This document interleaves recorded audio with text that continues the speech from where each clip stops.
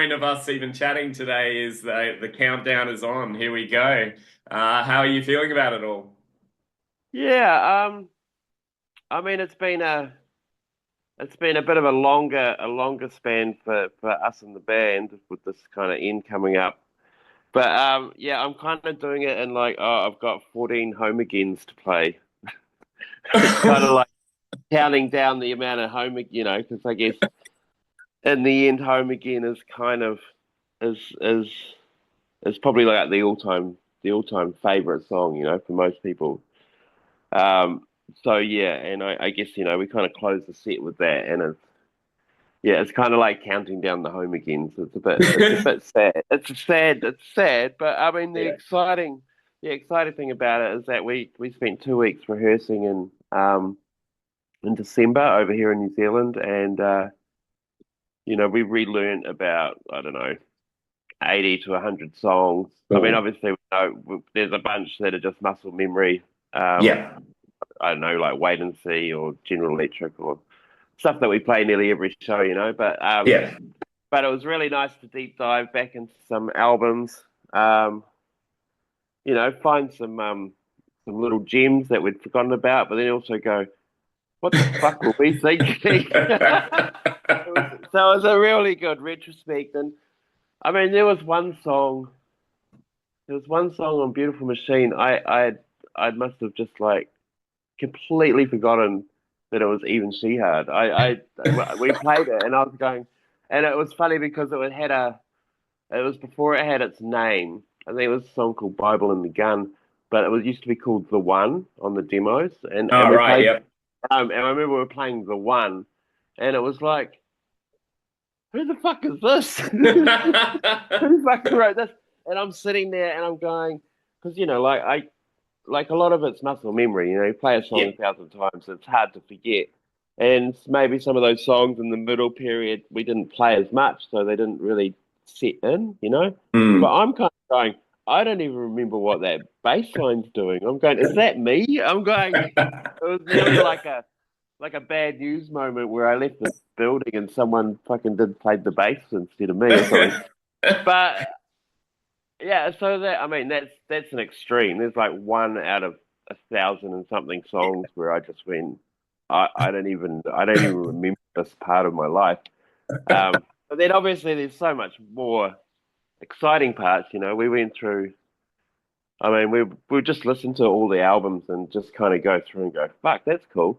Fuck that Mm. shit. Wow, what? And but really, just I don't know. It's like it's we're such a strange band. It's like I feel like there's three Shihads, like Mm. three in a way. There's like the heavy. It's probably the bit that we're known for, like the riffs, the heavy, just the brutalist kind of approach to music, Yeah. which is kind of our thing. I think I'm not saying it's our only we do it, but it's our. I think it's the thing that Shihad does really well. The kind of the Mm. brutalist riff, the fucking strip it all back, but make it fucking make it bounce or make it mean, you know. Yeah. And and then we've got kind of like an emotive side. I mean, we're all huge like Cure fans and that kind of side of music. I mean, bunch of shoegazery stuff that we've got Mm. into through the 90s, and a lot of English and European stuff. So there's kind of like emotive, melancholy, kind of sad stuff that we really Mm. like as well. And then there's this kind of weird hark back to, oh, I like listening to the Cars sometimes, or Mm. I really like the Beatles, or I really like something that harks right back. And then we do our version of that, and that can be very hit and miss as well. So it's weird, and then the albums flow through this thing, and it's definitely like a light and dark Mm. um, seasons through the albums. But after all these years, 30 something years, and you go back and you listen to it like a timeline, it is you do just go, what the fuck were we thinking? Half the time.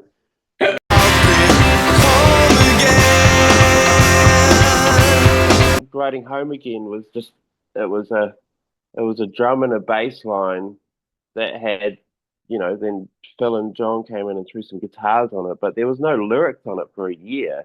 Oh, wow. And yeah, and it was pretty much at the end of that recording, the Fish album, that was just an instrumental, and it was pretty much Tom just basically cornered Johnny and said, "Go up to we're going to lock you up in the office upstairs, and you're not coming out until you write lyrics for this song because it's such a great song." And we used to call it like I think it was called Led Zeppy or something because it was really I think because it was sort of like a rhythm section. It came from the rhythm section. It was a real like immigrant song. Yeah. I think we were thinking about immigrant song, and Yeah. So anyway, it's like just okay. So Tom sends Johnny up to the room. Don't come out until you've written lyrics. And half an hour later, Johnny's come out because he's trying to go. Oh, maybe we don't need the song on the album. We're going, no, man.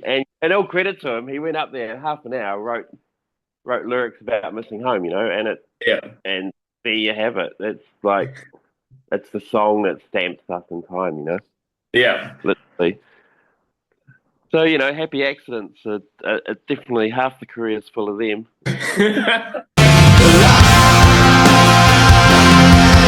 It's funny you say Home Again because actually that's not the one I'm hoping you play, even though I know it's Oh, going to be. For me, it's yeah. Alive. So that one, when I was much younger and confused and it came out, it really did a lot for my mental health at the time. So, Oh, awesome, awesome. yeah. Well, that's in the set. I think so far we've been playing it every night. So Yeah. we're really trying really hard to play something from every album. So obviously Alive is probably one of our most favorites off that album. So Yeah, you're cool. lucky with that. Well, how about that one? How about that song? That song we wrote, and obviously it was based around that main riff. Yeah. And it was more like a it was like I mean, especially with that album, we were really just um trying to play around with like just trying riffs that we really had to kind of think about and then bring them Mm. back into like a groove kind of idea. And that was definitely just stuck on that E riff. But I Yeah. remember the bit where there's supposed to be a chorus, and we're like, I don't know what do we do? It's like, fuck, I don't know. And I just remember being sarcastic, or going, oh, well, fucking, why don't we just hit these notes? And I hit those notes, and I was actually being silly. And and Johnny goes, that's it. And I'm going, oh, wait a minute, I just haven't caught up to the fact that I was trying to be sarcastic, but right, and that became the chorus. It was like those whatever 3 or 4 notes. I was just going, well, Mm. fucking. I just went. Well, hit the dumb note. Here's some dumb notes, and it's like, it's like I like it, and it's like, there's the fucking chorus. It's like I still play that and go, I just picked dumb notes. I picked dumb notes. I didn't even do it to make it work. I just did it to go, well, fuck. Here's an answer. So yeah, I mean, there's your song, but um. I'll tell you what, that's a real muscle memory song, even though it's kind of from our middle period. But Mm. um, I remember how hard it was to learn because you just got to sit in the pocket with that verse riff. It's quite hard for everyone to just sit in there without speeding up and stuff. But yeah, since we've been playing it over the last few shows, it just sits there. I think Yeah. it's So I'm glad you like that song. It's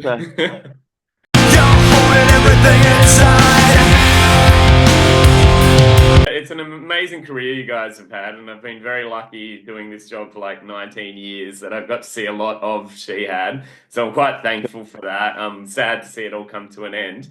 But I guess one of the things I really enjoyed was the like New Zealand, Australia, we have that camaraderie, all that. But you got to be a big part of Big Day Out so often. And that was a big yeah. part for me too. Do you have a favorite Big Day Out that you got to play and whatever headliner was with you guys when you were touring Australia and so forth that you got to hang out with, those kind of things? Do you have good big day out memories? Yeah, heaps of fond big day out memories. I'm trying to think of. I remember getting actually Adelaide. I remember I think it was the Hilton they used to stick us in Adelaide, and we used to have like the parties in the foyer. Yeah. I remember getting um, I remember getting drunk. This is a while ago. I remember New Order were one of the headline bands, and I remember getting quite drunk at the bar, and I could see Peter Hook over there talking with his mates and stuff. And I finally plucked up the courage to go up, with drunken courage. And I went up to him and I went, "Oh, hey, Peter, like, great to meet you. You're the bass dad I never knew I had." And he goes to me, "Oh, I'm not that good." And I don't say, "Oh, but no, man, you're awesome." That's bulletproof. I mean, that whole Faith, we did something like 40 shows with Faith No More and through the mid-90s, and that for me is probably where I cut my teeth the most on rock and roll and living my dream, really. I mean, I was such a huge fan of Faith No More, and Yeah. to not only tour with them and see them every night, but to hang out and for them to be genuine dudes, you know. And we still keep in touch with those guys, Oh, cool. to this day, So there was a friendship there. Yeah, so it's seeing those amazing cities and playing with those amazing bands and those gigs. I mean, the Faith No More gigs. I mean, Mike Patton just charmer off stage. As soon as he walks on stage, he's a fucking monster. And Yeah. it was just so amazing to see that transformation.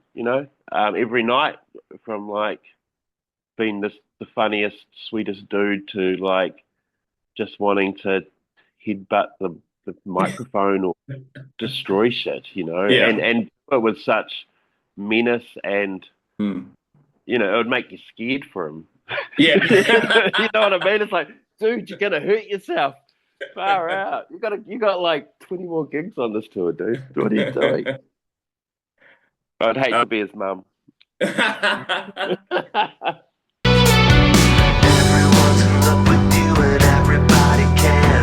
Something I always enjoyed about Shihad, and especially live, it feels like you guys are putting all your heart and soul into it.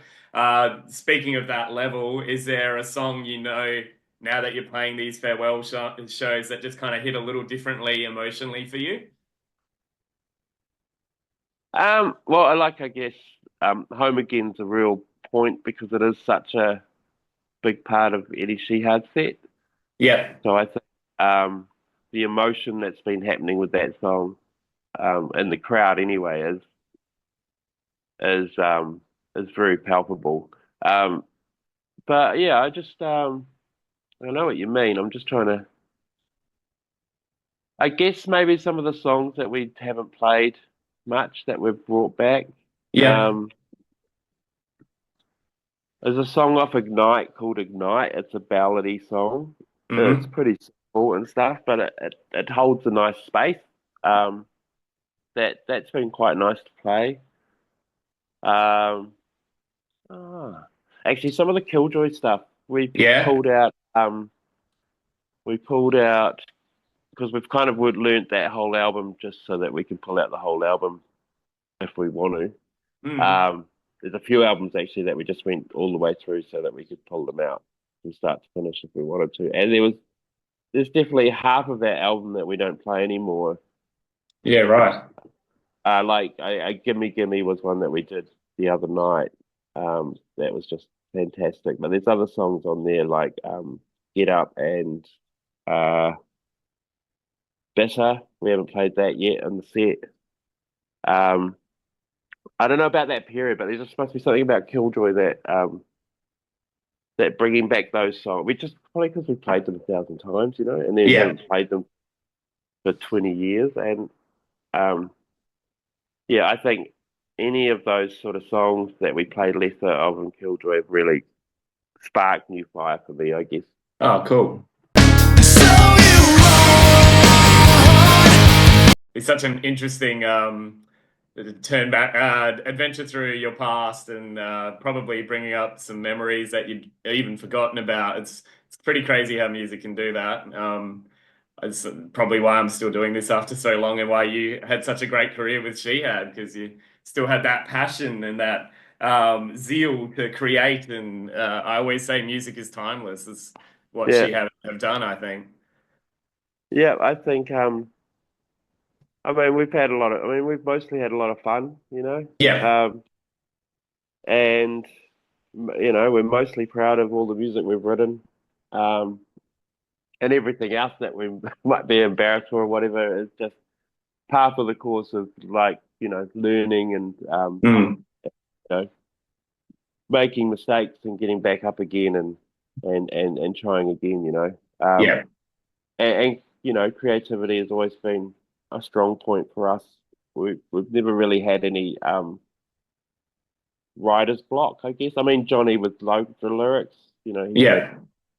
in the past where he's struggled to find inspiration or learn new ways to get inspired about writing words. But musically, it's been like a fountain of youth, Wow. Um, and especially those last two records, it's like we should have been done and dusted by now. But I really feel like, especially Five Eyes, like there's just there's just some awesome riffs that we hadn't written Mm. yet that we still got to write, and we still get to be mean and we still get to be heavy, Mm.